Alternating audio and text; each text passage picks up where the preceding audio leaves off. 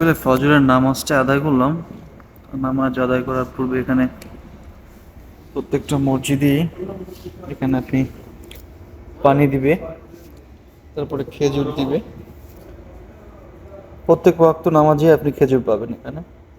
আসলে একটা মজার বিষয় হচ্ছে গিয়া, আর আনন্দের বিষয় হচ্ছে গিয়া যে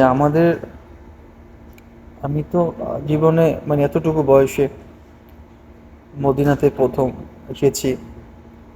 এখানে এত সুন্দর মানে